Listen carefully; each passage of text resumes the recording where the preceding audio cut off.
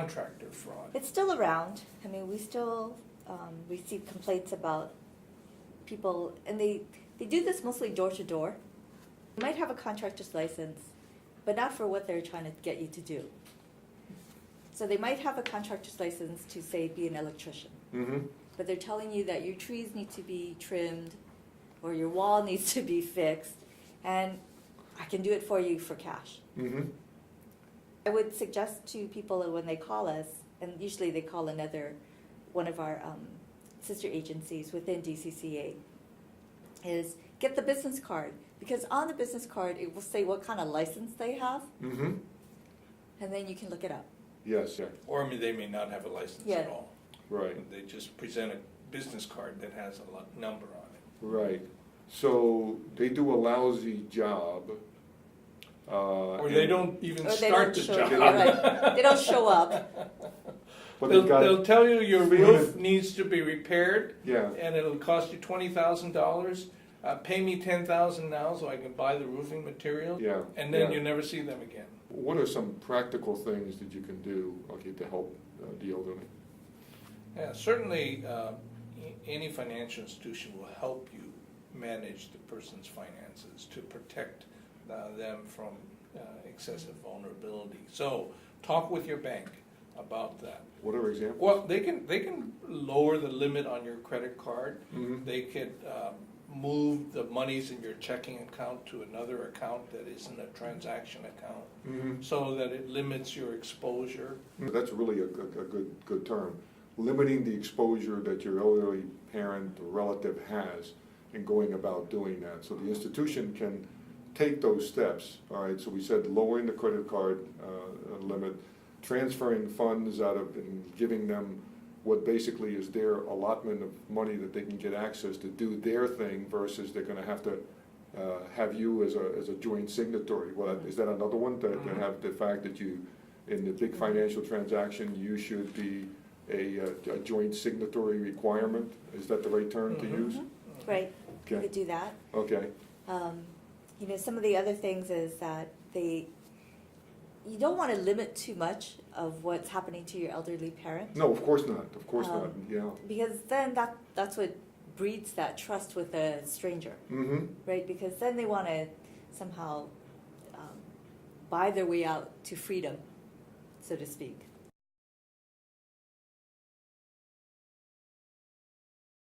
People think they don't need a trust because they don't have a lot, mm-hmm, but they have a lot more than you think. And I think most financial institutions will recommend that they speak to an estate attorney mm-hmm. to look at your personal financial situation and see if a revocable living trust is warranted. A revocable living trust. Okay, It can you gives describe you- that in a little broader terms? Sounds like you don't have one, Leo. You need one. No, a revocable living trust actually is created to protect you from probate Mm-hmm, and estate taxes and so forth, mm-hmm. but it provides other protections as Like what? well. And the revocable living trust has a set of documents, not Mhm. just one document. So Mhm. there's a trust document that spells out what you want to do with your assets. Okay, And typically people put their homes in the name of the trust now, okay, rather than in their personal names. okay, And so if you're personally sued, they can't go after your trust. but in terms of protection, so the revocable trust is the protection, the trustee? To the trustee, yes. Okay, so And the the trustee revocable- is your firewall, basically. Well, the revocable living trust you can be the trustee. Typically you are the trustee. Typically, you are the trustee, okay, Until something happens to you. okay. And then I also identify some successor trustees. All right, so Should you- successor trustees, okay. Should you no longer be able to manage. So then how does that your protect affairs. me? Okay, so I'm the trustee, so I still can manage my revocable powers, okay, with regards to items that are in trust. So let's say my house is in the revocable trust. How does it protect me from a caretaker saying, I'm going to, sell your house? Well, it doesn't provide absolute protection. In the case in the case you just mentioned, the caregiver weaseled his or her way into the trust, not the revocable trust, Yeah. to become a trusted advisor or partner for that victim, and probably got the victim to go to the lawyer to change their trust documents to name her as either a co-trustee or a successor trustee. Okay. It sounds like in that case a successor A trustee. successor trustee, yeah. So once yeah. that person is declared dead, Mhm. then that person manages the trust. Yeah, and you're right, I don't have a trust.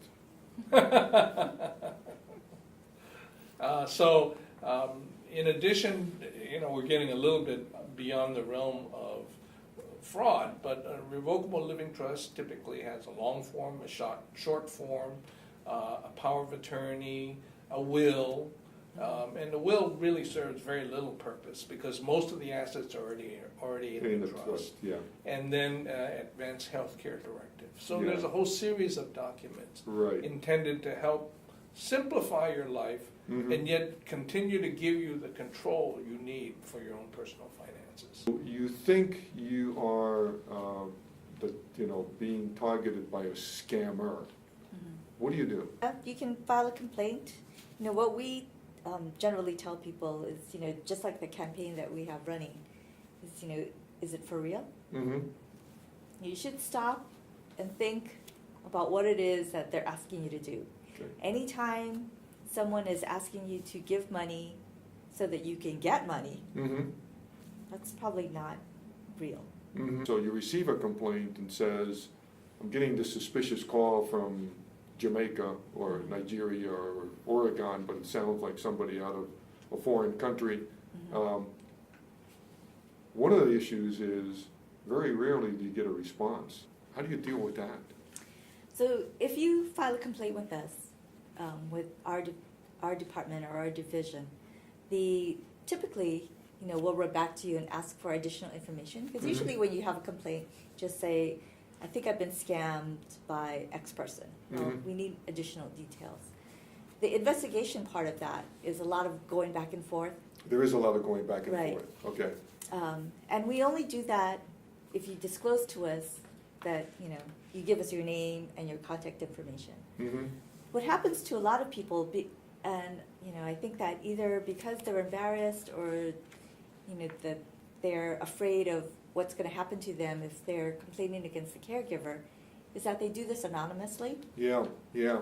And so we don't do anything at that point unless we see a lot of this, a pattern. Yeah. An Okay. anonymous complaint, there's no one to investigate. Yeah, that's true. So if you're going to file a complaint, what you have to do is assume the responsibility that you're going to have to identify who you are and what is the complaint you're filing in order to get this back and forth started to get some feedback. Right. If you do it anonymously, you're not going to know anything about it. You're not going to know whether any investigation has been undertaken. But let's say it is a trend. Okay, you got numerous complaints in Right. regards to that. How does the general public find out? Okay. Generally, so we have a couple of complaints that have arisen into an investigation like that. Mm-hmm. People who have made that complaint, they ask for follow-up. And like you said, we don't give any information out because we don't know for sure Yeah. who it is, that we're talking to. Unless we are going to take some enforcement action, Okay. usually we will deal with the scammer themselves. We either work with some law enforcement, generally the police, Mhm. sometimes the FBI, Mm-hmm. before we can take any action. And that's generally how you will see the action, is that we will turn over, as we're working with the police or the FBI, cooperatively, at the time that there needs to be some arrest, Mm-hmm. we let the law enforcement take over. Yeah. And so then we're out of the picture. But I have seen you've issued cease and desist orders. Mm-hmm. What are those about? So that's when we think that a business is doing something really bad Mm-hmm. against consumers, Mhm. to consumers. So after we do our investigation, which could take years Mm-hmm. to gather up enough evidence, if it's bad enough, we will take over the business. So, in other words, we shut them down. Mm-hmm. So it will, the way that typically happens is that we go to wherever that place of business is. Yes.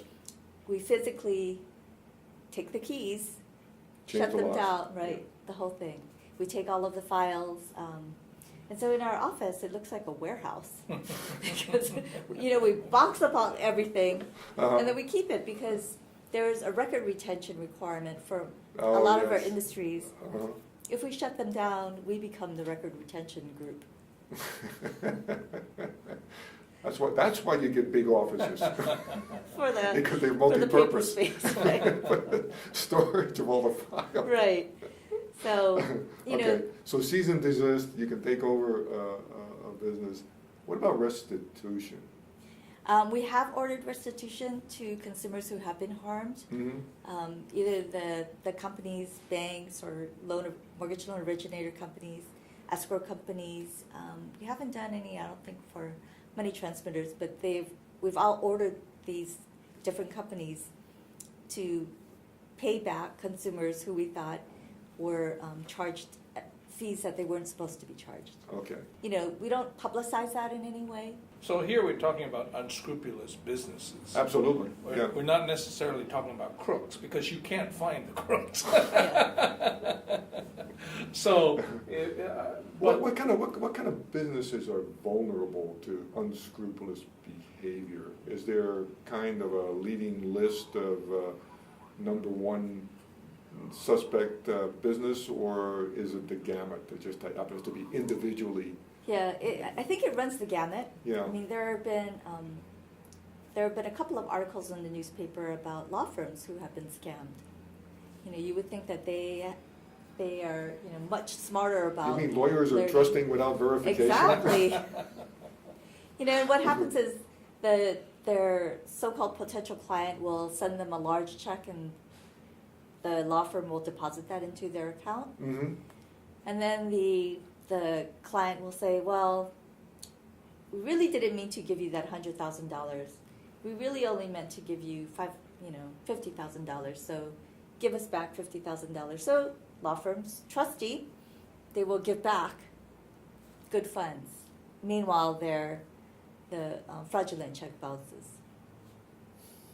I'm amazed by that. So it could happen to any company. Informing and educating the public. We mentioned the Is This Real campaign. Okay, so that's, perhaps you could describe that again as to what that campaign is about. we have a coalition that we created called Hawaii's Partnership Against Fraud.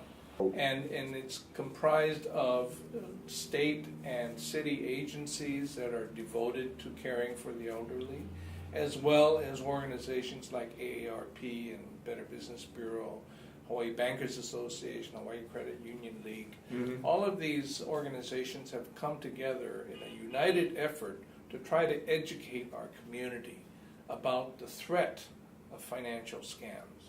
And some of these agencies, are devoted to caring. Adult Protective Services, for example, yeah. is a state agency. Yes. And they deal with much more than financial fraud. Mm-hmm. They deal with physical abuse and emotional abuse of the elderly. So, but that's a little too broad for what we're trying to do. Okay. So we focus on financial scams. So it's geared to financial scamming of the elderly. Okay, Right. Is this real? So we Okay. try to educate them. We have a TV spot that's running. We What's have that a radio called? spot. What's the- It's Is This For Real? So everything is under this title of the campaign. Is Right. this for real? It's available on TV. Where does it run? It's been running on all the network stations. So like And- KGMB and Yes. the other ones, KTV or whatever. And I'll send you a link. You can view the spot. That'll be Even fantastic. air it if you'd like. Yeah, sure. So that's one of the And efforts. how about radio? Yes, radio as well. Is it on the local On NPR? all the major radio stations. And typically, when does it run? Oh, it runs throughout the day. That spot has run over 1,000 times already. Okay, and it's a how long is it? It's a 30-second spot. Okay, it's just a 30-second spot to tell Right. you, go to this link to be able to see this, and this is what the campaign is all about. Right. Okay, Right. yeah, we'll certainly include that. And so that's an important part of our educational effort. But Okay. we also have a presentation that we are prepared to deliver to community groups, senior citizen organizations, trade fairs, health fairs, all that like. We've done about 8 of these in the last month. I personally went out to one of the retirement homes and provided this presentation to a pretty much larger audience and a much more engaged audience than I had originally anticipated. So in order to get you to come in and make this presentation, what do people need to do? We have a website. We do this absolutely with no charge. We provide materials, leave behind materials for them. All they have to do is visit our website, and I'll get you that link. Okay. And request a presentation. We'll send somebody out. Okay, what is the objective of the educational campaign? Yeah, all we're trying to do is to make them aware. It's an awareness Yes, type of yes. campaign. Okay, Yeah. all right. And we mention the common frauds, some of which we've talked about already, Yeah. and then how to protect themselves, a list of tips.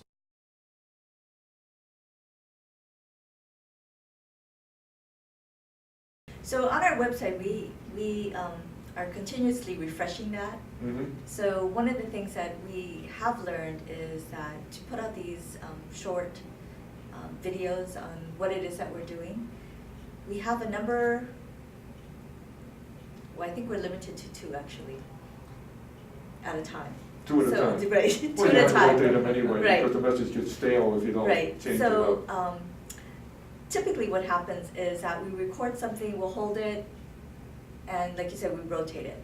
We had one that was running on our Kupuna Frad, so that was going up, that was in March, April, that we Okay. had that up. Just talking about what it is, the very same thing, and it was actually while the coalition was being formed, and so we just, we already had something prepared. Yes. The other thing that we do is we have on our website the complaint form to share with the division about what, if you've been scammed by someone, so that you can write it down and send it to us. Okay. You can print out the form and then send it in by mail. A lot of people walk it in. Where do they go to walk in? Our office is at 335 Merchant Street, which is at the King Kalakaua building, which is next to the U.S. Post Office downtown. The buildings are really close together. There's probably a 1/4 inch between the 2 buildings. So people consider it all in one building. Okay, So, yeah, I do. so it's in that building. Okay, so there's a complaint form on there. You send it in by mail, or you You can walk it in. walk it in? Yeah, Okay. if you have the capability, you can scan it back to us. I Mhm. mean, we accept it in, all sorts of different forms. Okay. We have our email address up on the website Mhm. also. We have different tools so that you can see what we're telling our licensees Oh, okay, all right. about what it is that they have to do to be in compliance, and that one's also rotating. Okay, and what are some examples? So the one that's up right now is talking about the Bank Secrecy Act. And that is one that's related to identity theft, because what the Bank Secrecy Act is trying, one of the purposes is to make sure that banks, mortgage loan originators, escrow depositories know exactly who it is that they're working with. So they have to ask for ID, they have to verify that you are who you say you are, and there are various ways of doing that. So we have that presentation up for them, for Okay. all of our licensees, so that they know. Also, the side benefit to that is we see that some consumers are looking at that, Mhm. so that as the banks are asking for ID, they know that that is just the way that banks are trying to verify Yes, their identity. and it's called the Bank Secrecy Secrecy Act. So what do you do with the institutions? Do you go out, besides the once-a-year audit that you do? Do you spend additional time with them? Do you spend time with the coalition against fraud on the elderly? Right, so we do go to those meetings. I do hold training sessions for our licensees that only licensees are invited to. So Mhm. they have, their own training sessions. Typically, it's once a year for each one of the different industries that we regulate. Okay. And it's whatever the hot topic is for the time. Mm-hmm. So it'll change year over year.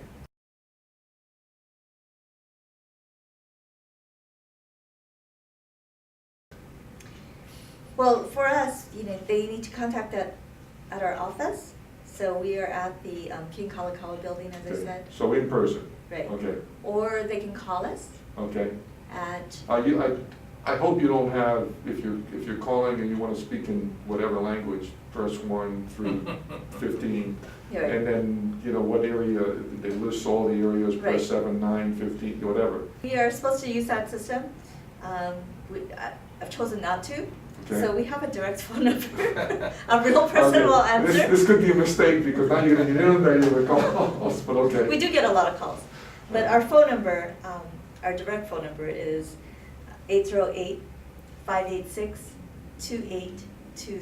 We'll run the banner. Right. So repeat that one more time. Right, it's 808-586-2820. Mhm.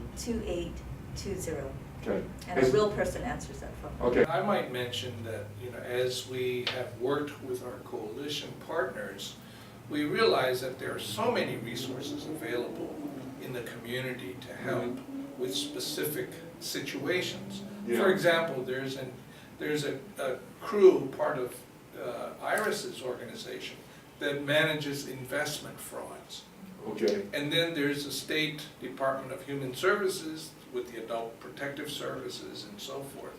So who do you call? Right, exactly. Who do you call Yeah. if you don't know who to call? Right. So as a part of our coalition's efforts, we've listed one telephone number, Okay. which is responded to by the call center at the Better Business Bureau. Okay. And we've trained them to triage the calls. If it's simply a question about, somebody called me about this or that, is this for real? Yeah. We'll try to respond as best we can.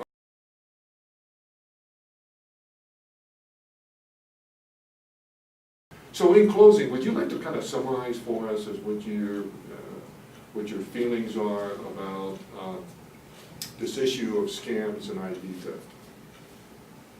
And how it's impacting our society and what we should all be doing? Well, unfortunately, the scammers have a complete arsenal of different kinds of scams.